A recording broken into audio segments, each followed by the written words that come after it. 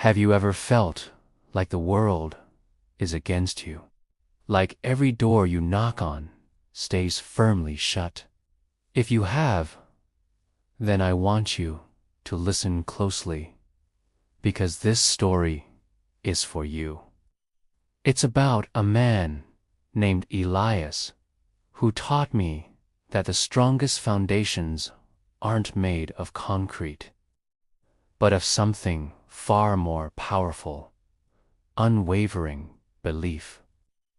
Elias grew up in one of those small towns you pass through without a second glance. A place where dreams often died young, buried under a mountain of bills and broken promises. His world was turned upside down when he was just 10. His father left, leaving a void that was impossible to fill. His mother, a true warrior, worked double shifts, her hands raw and her eyes tired, just to keep food on their small table. Life wasn't just hard, it was relentless. But amidst the struggle, Elias held onto a secret weapon, something no one could ever take from him: the belief that he was destined for more. When he turned 18, he packed his life into a single backpack. Inside, he had a worn-out photo of his mom, a tattered list of goals, and a heart full of hope. He headed for the big city with a singular dream: to become an architect. But he didn't want to build towering skyscrapers for the rich and famous. No, he wanted to build homes. Safe, warm homes for families just like his. Families who knew what it was like to feel forgotten. But the city, with its glittering lights and endless opportunities, had a brutal welcome in store. Reality hit him like a tidal wave. The dreams that seemed so clear back home became blurry and distant.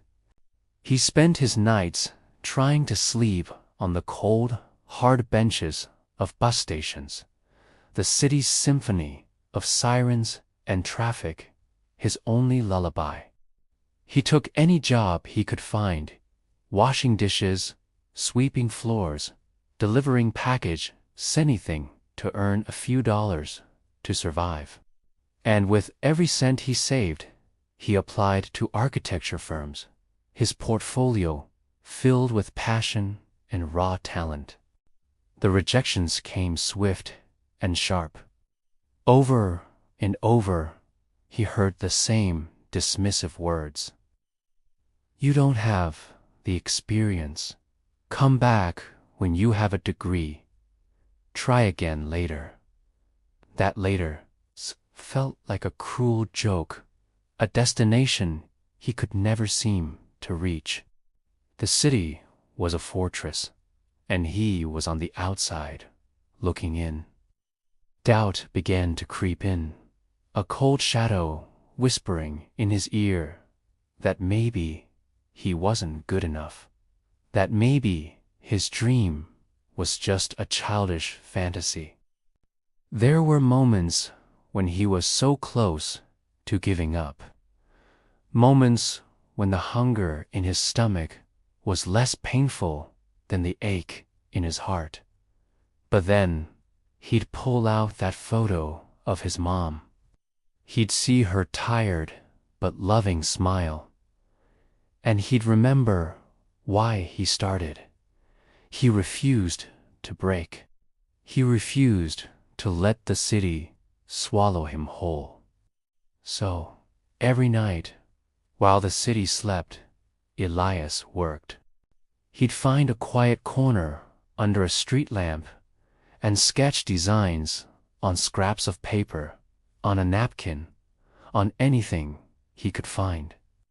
He devoured books from the public library, teaching himself the principles of design, the history of structure, the language of architecture.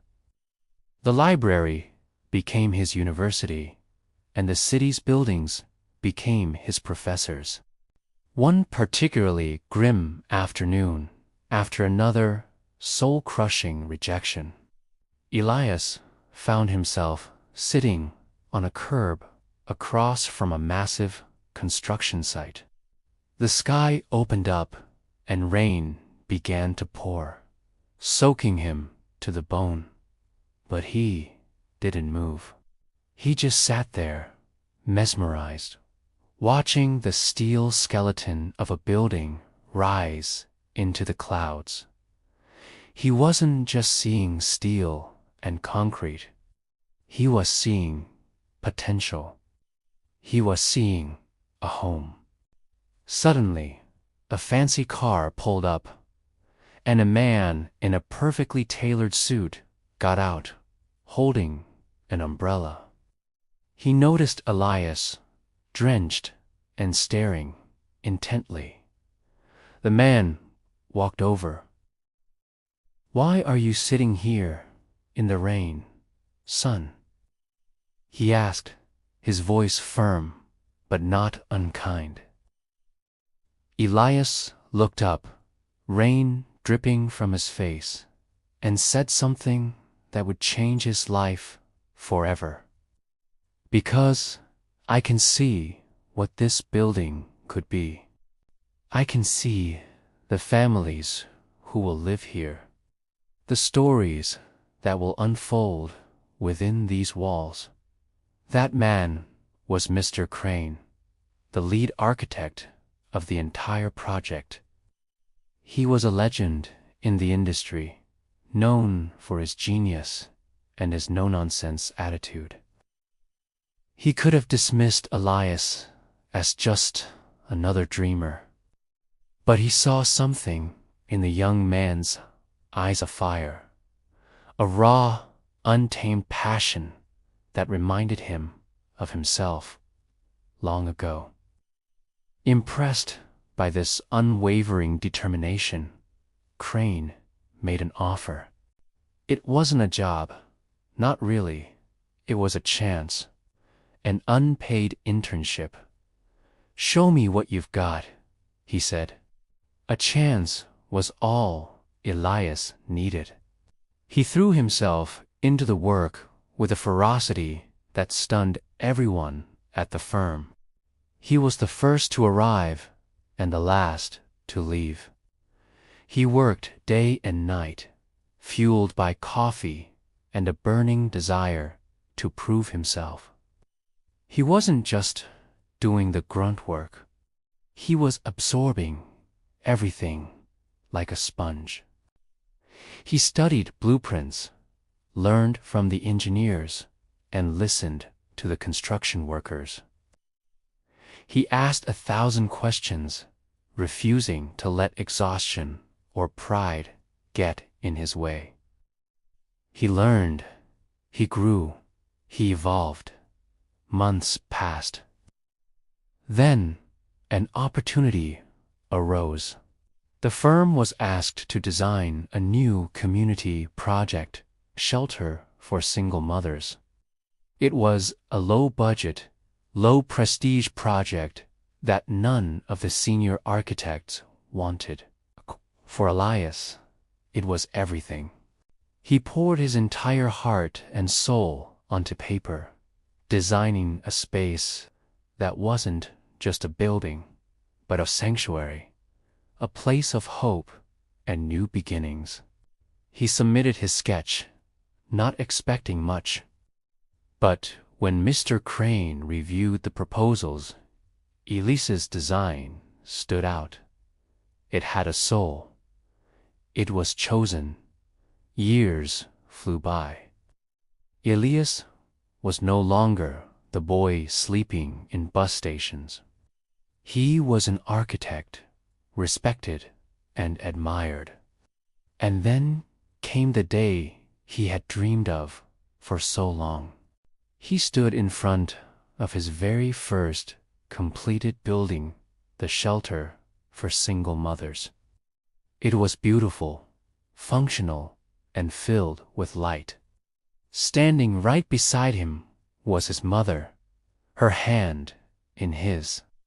Tears streamed down her face as she looked at the building and then at her son. "You did it," she whispered, her voice thick with pride. Elias wrapped his arm around her, a slow smile spreading across his face. "No, Mom," he said softly. "It's not about shortcuts or magic wands. It's a testament to the power of pure, unadulterated grit. It's about showing up when you want to give up. It's about believing in yourself when nobody else does." The city that once turned him away, that once seemed so cold and unforgiving, now stood on the very foundations he had helped build. So, the next time you feel like you're hitting a wall, remember Elias. Remember that your journey is your own, and your strength comes from within. The world may try to break you, but it can only succeed if you let it.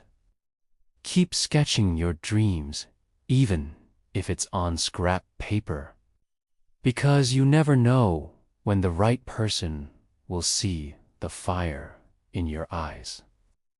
Thank you so much for watching and for letting me share this story with you. If it resonated with you, please hit that like button and subscribe for more content that I hope will inspire you on your own journey. Until next time, stay strong and keep building.